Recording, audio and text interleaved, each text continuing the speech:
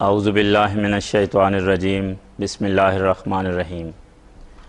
ناظرین کرام، ہم پروگراموں کا ایک نیا سلسلہ شروع کر رہے ہیں اور اس کا موضوع یہ ہے حضرت مسیح ناصری علیہ السلام کا اصل پیغام۔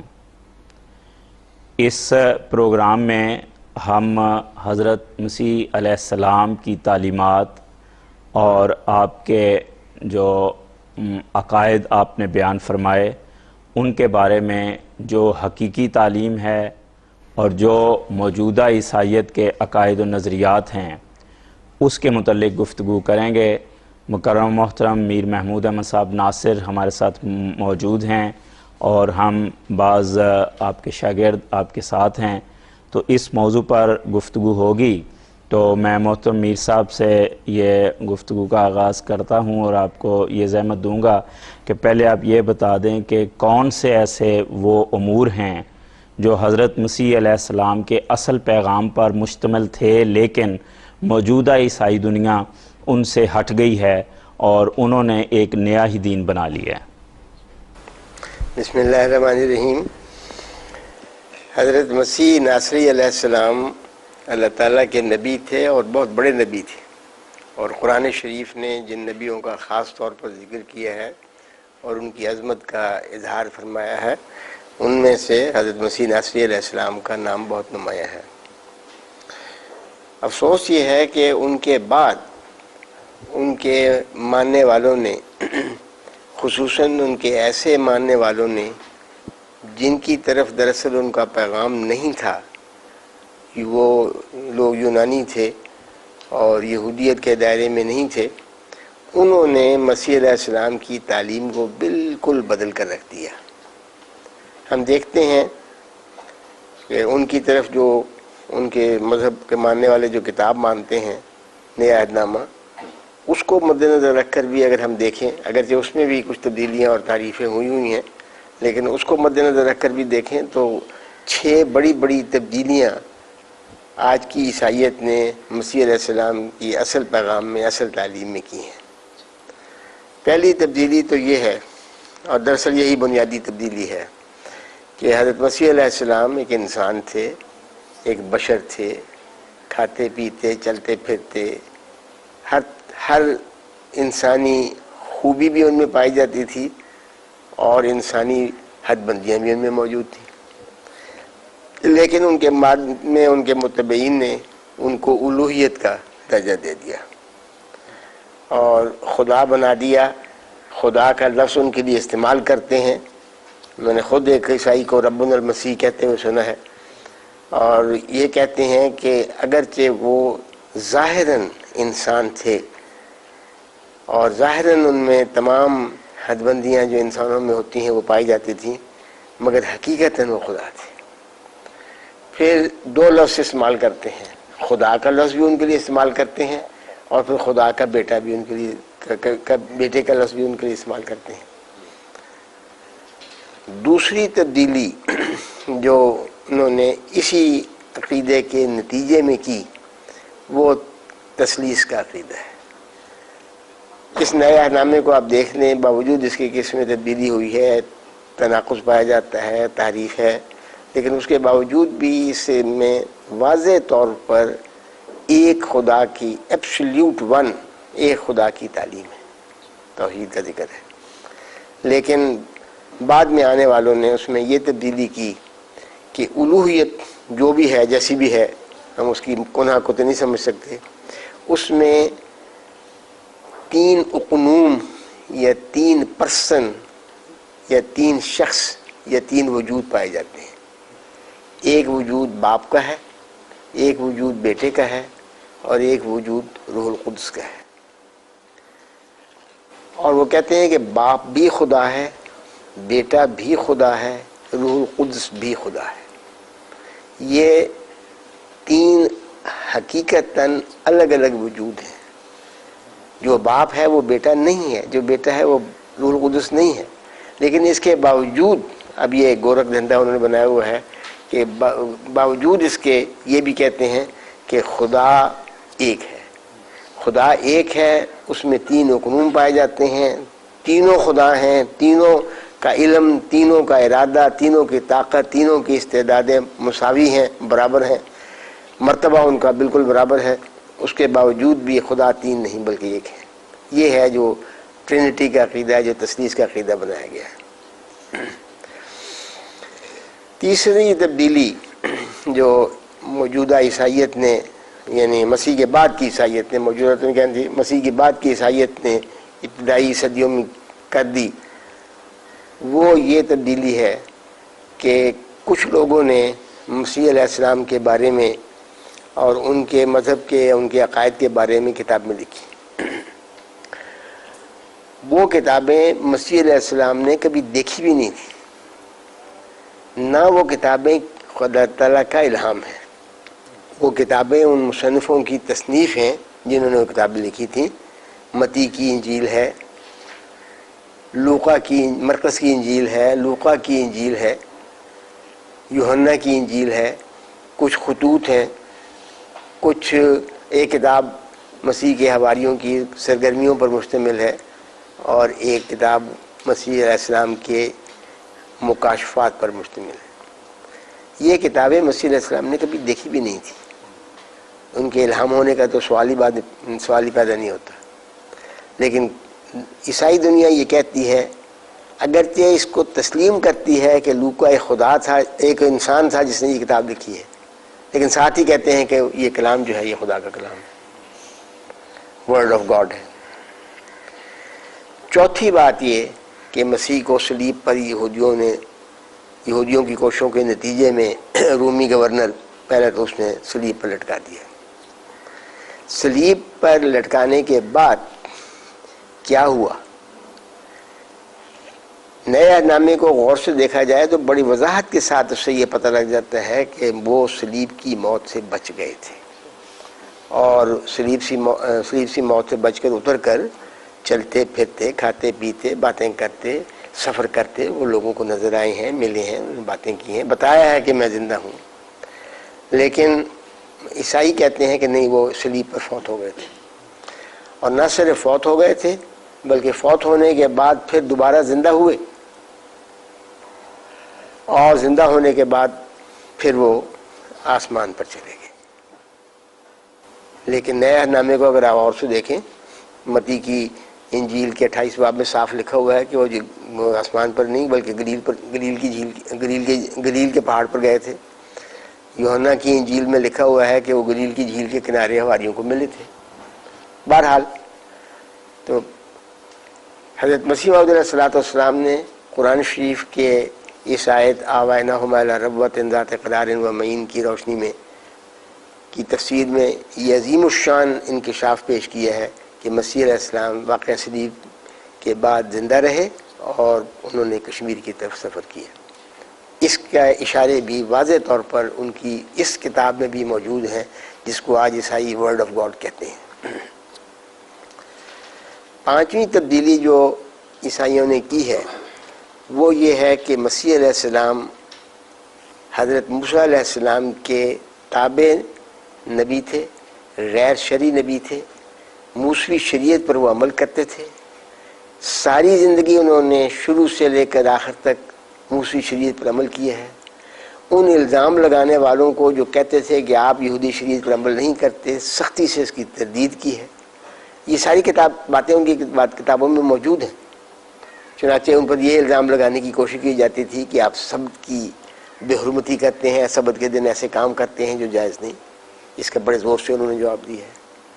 تو مسیح علیہ السلام یہودی شریعت پر عامل تھے، نہ صرف عامل تھے، بار بار انہوں نے کہا ہے کہ کتاب مقدس کا باطل ہونا ممکن نہیں، اور کتاب مقدس مراد ان کی وہ پرانے عہد نامہ جس کو عیسائی پرانا عہد نامہ کہتے ہیں۔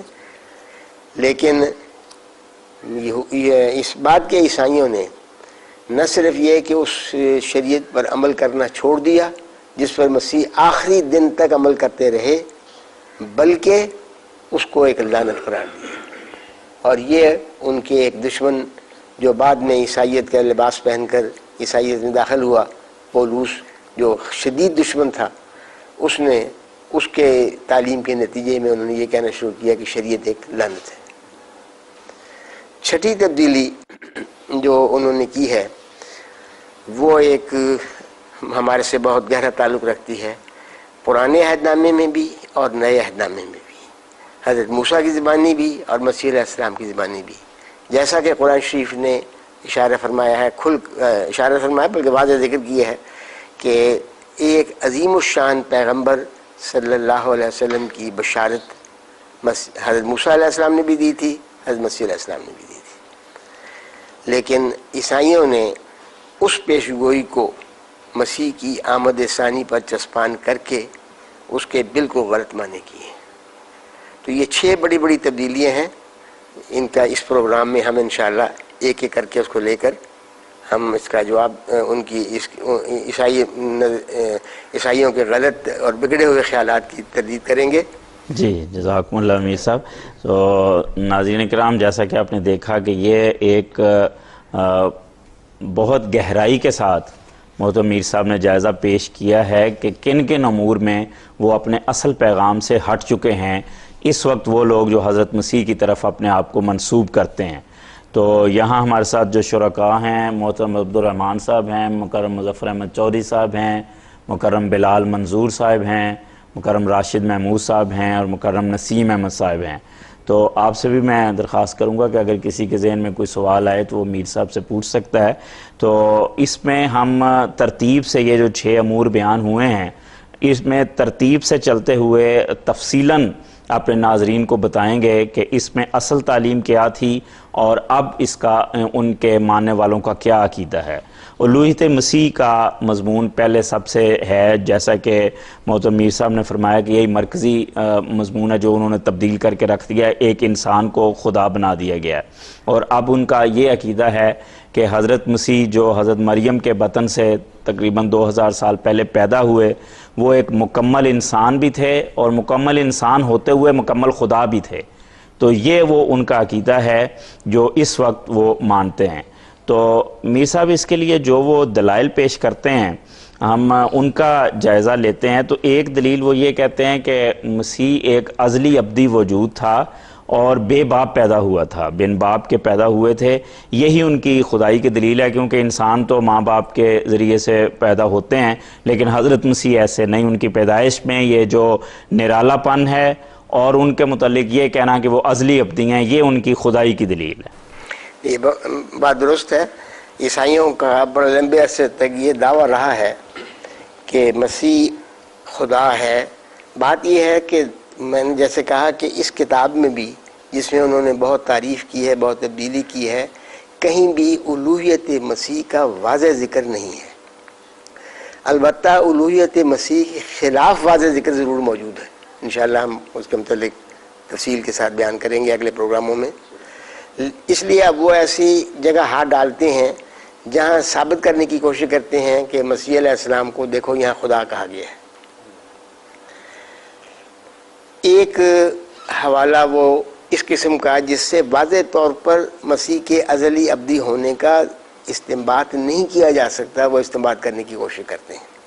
ہم 1 منٹ کے لیے مان لیتے ہیں اس بحث میں پڑھنے کے بجائے کہ اس سے مسیح کے ازلی ابدی ہونے کا استنباط ہوتا بھی ہے یا نہیں، ہم مان لیتے ہیں کہ مسیح کے لیے اس قسم کے کوئی الفاظ کہے گئے ہیں۔ ہم مسلمانوں کے لیے تو اس کو سمجھنا بالکل آسان بات ہے۔ حضور صلی اللہ علیہ وآلہ وسلم نے اپنے بارے میں فرمایا ہے کہ میں خاتم النبیین تھا اور ابھی آدم اس وقت مٹی اور کیچڑ کی حالت میں تھا۔ تو خدا تعالیٰ کی جو پلاننگ ہوتی ہے اس کا ذکر ہے۔ لیکن بہرحال اب اگر یہ کہا جائے جس طرح کہ بعض عیسائی کہتے ہیں کہ نئے عہد نامے میں مسیح کا ازلی ابدی ہونے کا ذکر ہے، لہٰذا مسیح خدا ہے، تو پھر ایک اور وجود کا ذکر بھی ہے جس کو مسیح سے بڑھ کر خدا ماننا پڑے گا، کیونکہ مسیح کے ازلی ابدی ہونے کا تو واضح ذکر نئے عہد نامے میں نہیں ہے، لیکن اس شخص کے ازلی ابدی ہونے کا واضح ذکر نئے عہد نامے میں موجود ہے۔ اور وہ الفاظ اس طرح ہیں۔ عبرانیوں کے 7 باب میں، عبرانیوں ایک کتاب ہے یا حصہ ہے نئے عہد نامے کا، خط جو پولوس نے لکھی اس میں سے ایک خط، جی پولوس کی طرف منسوب ہے۔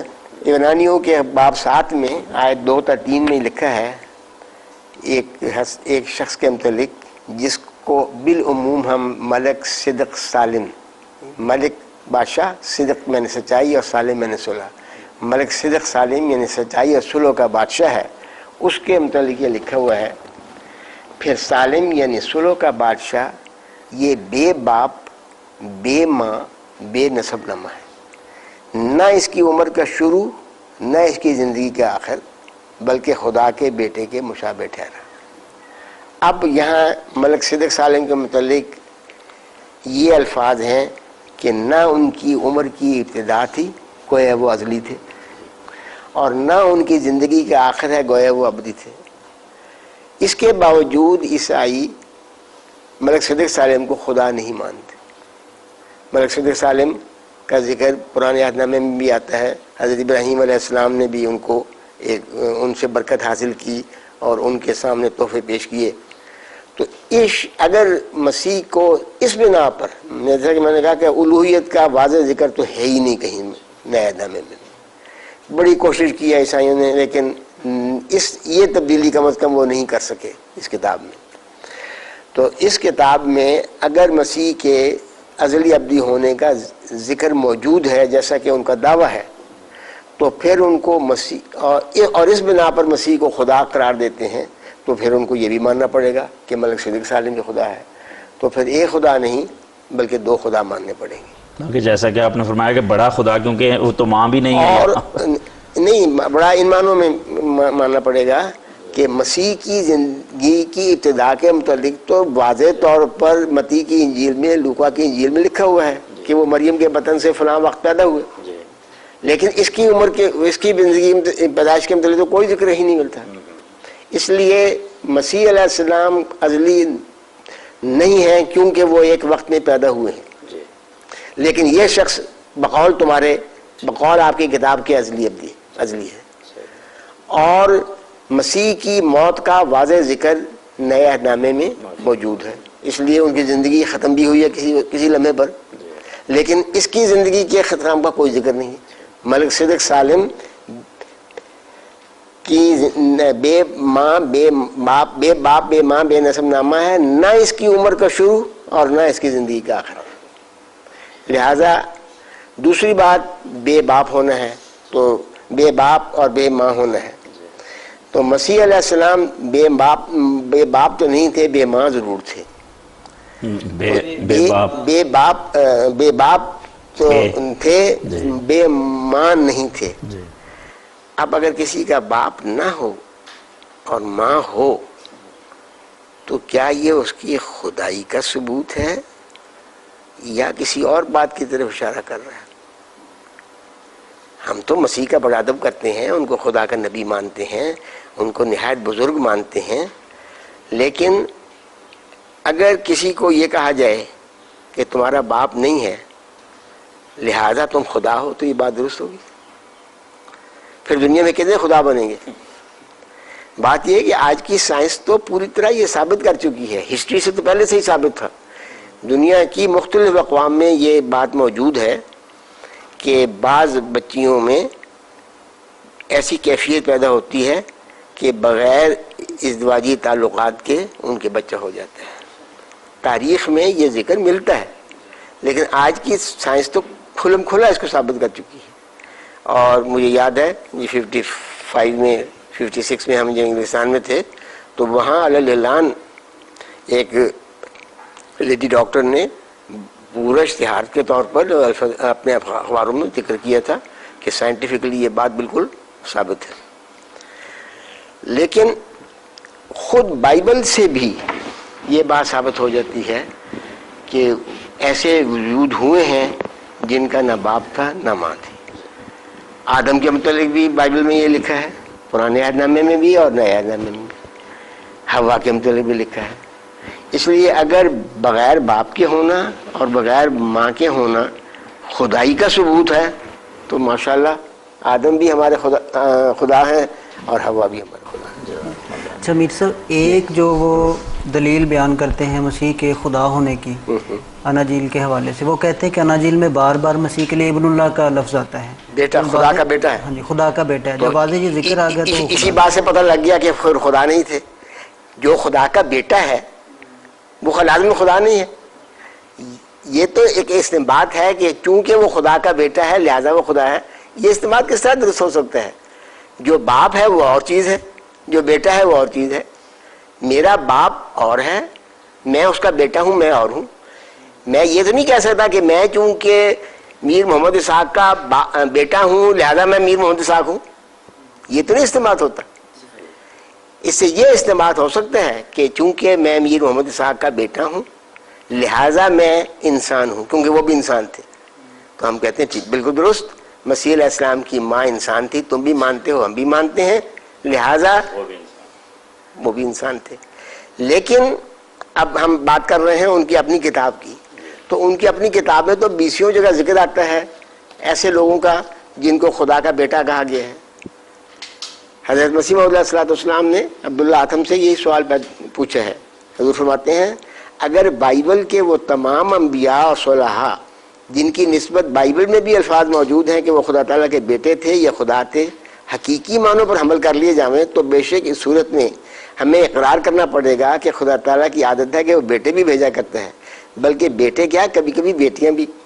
اور بظاہر یہ دلیل تو عمدہ معلوم ہوتی ہے. اگر حضرات عیسائی صاحبان اس کو پسند فرمائیں کوئی اس کو توڑ بھی نہیں سکتا, کیونکہ حقیقی غیر حقیقی کا تو وہاں کوئی ذکر ہی نہیں, بلکہ بات کو تو پہلوٹا لکھ دیا. ہاں, اس صورت میں بیٹوں کی میزان بہت بڑھ جائے گی. اب یہ دیکھیں وہ حوالہ جات میں آپ کو سنا دیتا ہوں جس میں مسیح کے علاوہ دوسرے لوگوں کو بھی ابن اللہ کہا گیا ہے. خروج باب 4 میں لکھا ہے اسرائیل خدا کا بیٹا بلکہ پہلوٹا ہے. زبور میں لکھا ہے داؤد خدا کا بڑا بیٹا ہے. ایک تواریخ میں لکھا ہے سلیمان خدا کا بیٹا ہے. رومیوں میں لکھا ہے سب بنی اسرائیل, یہ نیا نامے کی کتاب ہے, سب بنی اسرائیل خدا کے بیٹے ہیں. زبور میں لکھا ہے تمام یتیم بچے خدا کے بیٹے ہیں. اور متی کے باب 5 میں مسیح خود کہتے ہیں جو صلح کرواتے ہیں وہ خدا کے بیٹے ہیں.